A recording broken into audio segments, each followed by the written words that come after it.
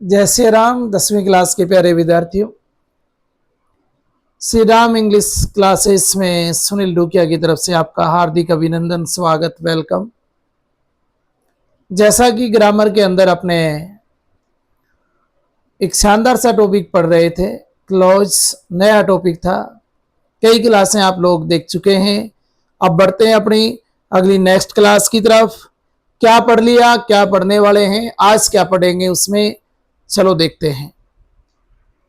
क्या पढ़ रहे हैं क्लास 10th में? टॉपिक कौन सा चल रहा है सर? क्लोज चल रहा है। क्लोज में क्या सीख रहे हैं? कॉम्प्लेक्स सेंटेंस बनाने, और यही आपके सिलेबस में दिया है।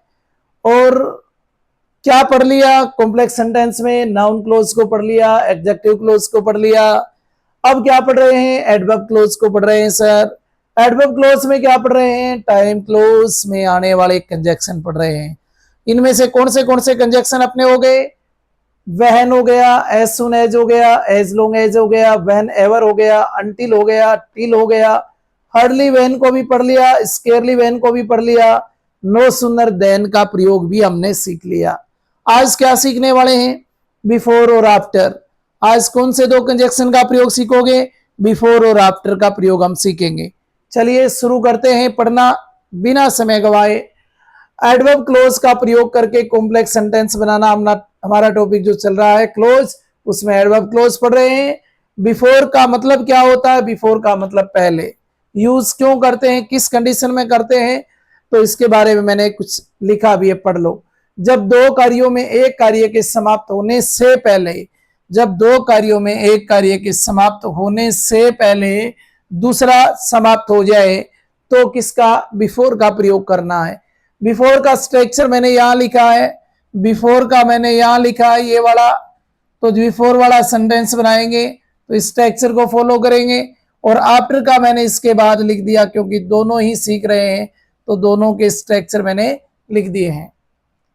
बिफोर वाले में क्या करना है कि बिफोर जब आएगा तो बिफोर के लिए शर्त है कि बिफोर से पहले हैड प्लस वर्ब की थर्ड फॉर्म यानी पास्ट परफेक्ट रहेगा, और बिफोर के बाद पास्ट इंडेफिनेट यानी पास्ट सिंपल टेंस रहेगा, मेन वर्ब की सेकंड फॉर्म या डिड प्लस वर्ब की फर्स्ट फॉर्म। आफ्टर वाला भी मैंने यहां लिखा है। आफ्टर का प्रयोग जब करेंगे तो पास्ट इंडेफिनेट पहले और पास्ट परफेक्ट बाद में। खैर एग्जाम्पल से सीखते हैं।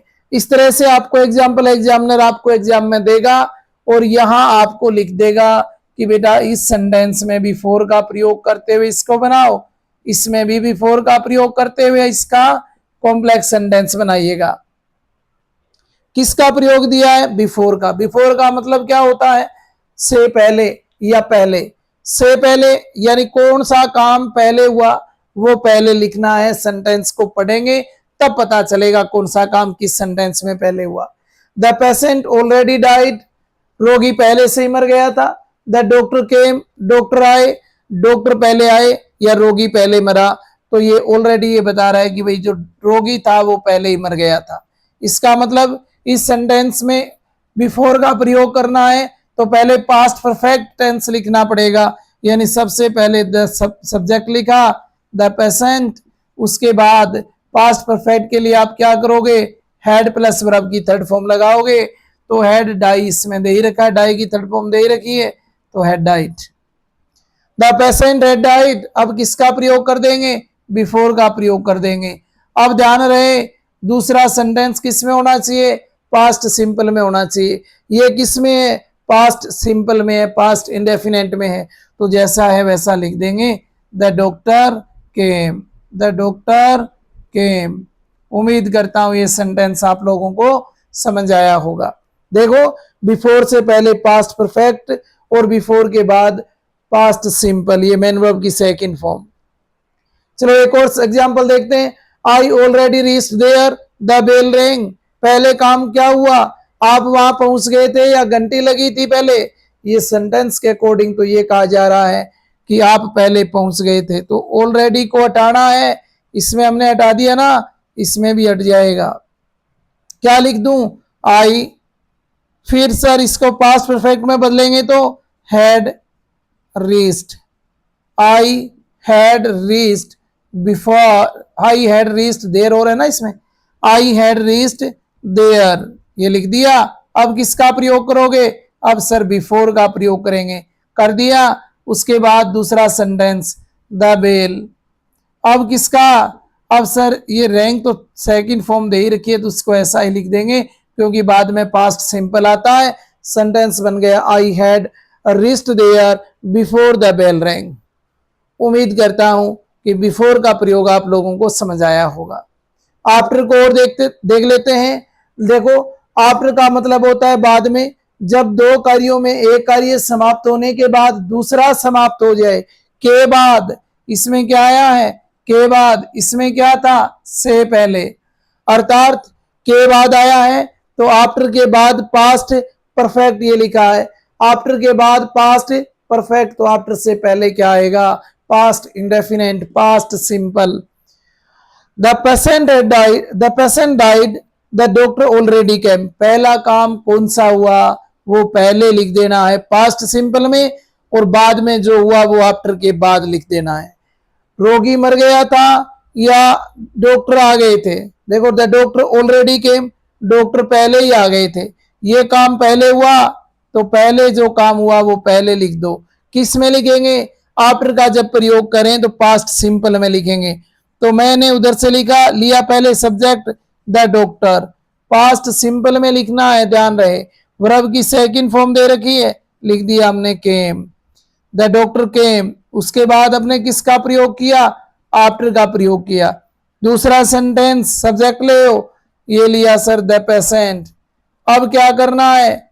अब कुछ नहीं करना, पास्ट परफेक्ट में बदलना है तो हेड और लगाएंगे और डाइड का डाइड लिख दिया, डाइड। आफ्टर में उल्टा होता है, बिफोर और आफ्टर में एक दूसरे से। आफ्टर के बाद हेड प्लस वर्ब की थर्ड फॉर्म आती है तो पहले सेकंड, लेकिन बिफोर से पहले हेड प्लस वर्ब की थर्ड फॉर्म आती है तो बाद में सेकंड। बस इस बात का आपको ध्यान रखना है। The bell already ring, I reached there. ध्यान देना, किसका प्रयोग करना है? सर आफ्टर का। मैं लिख देता हूं यहाँ पहले अपने, जिसका प्रयोग एग्जामिनर यहाँ करने के लिए देगा आपको, यहाँ लिख के देगा कि बेटा इसमें आफ्टर का प्रयोग करो, तो ऐसे करना है। यहां भी एग्जामिनर आपको लिख के देगा इसमें आफ्टर का प्रयोग करो, तो हम कैसे करेंगे? देखो, आफ्टर का मतलब क्या होता है? बाद में। बाद में जो काम हुआ वो इसके बाद आएगा, पहले जो हुआ वो पहले आ जाएगा। द बेल ऑलरेडी रिंग, घंटी पहले से ही बज चुकी थी, ऑलरेडी बता रहा है कि ये काम पहले हुआ, तो इसको पहले लिख दो।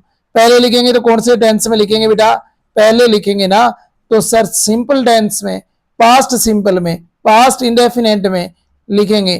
तो पास्ट इंडेफिनिट में तो सेकंड फॉर्म आती है, लगा दिया। फिर आया आफ्टर, और आफ्टर के बाद आई।